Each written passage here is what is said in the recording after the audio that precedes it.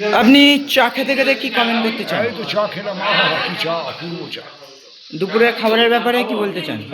খাবারের ব্যাপারে অরুণ ডালটা আমার বড্ড ভালো লেগেছে, মাছের কোয়ালিটিটাও খুব ভালো ছিল, চাটনিটাও ঠিক আছে, বেশ শেষ পাতে একটা মিষ্টি। এটা কি উজ্জ্বলদার চা? হ্যাঁ, তুই চা খাবি? না, তা আপনি এই চাটাকে কি বুঝলেন? চাটা কেমন? অর্ঘ চা খাবি? আপনি চা খেতে খেতে কি বুঝলেন? কেমন খাওয়া দাওয়া খেলাম, হ্যাঁ, তোর মার খাওয়াটা খালি বাকি। আপনি চা খেতে খেতে কি বুঝছেন? কালকে তোকে পুলিশে ধরলেও ভালো হতো। আপনারা চা খাচ্ছেন না, তাও কি বুঝছেন? কি বুঝবো?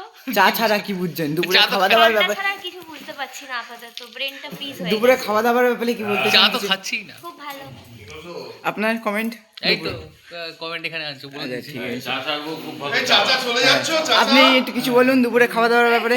খুব ভালো, খুব ভালো হয়েছে খাওয়া দাওয়া। আলু ভাজার মধ্যে আলু ছিল, ডালের মধ্যে ডাল ছিল, হ্যাঁ, তারপর বাঁধাকপিতে বাঁধাকপিও ছিল।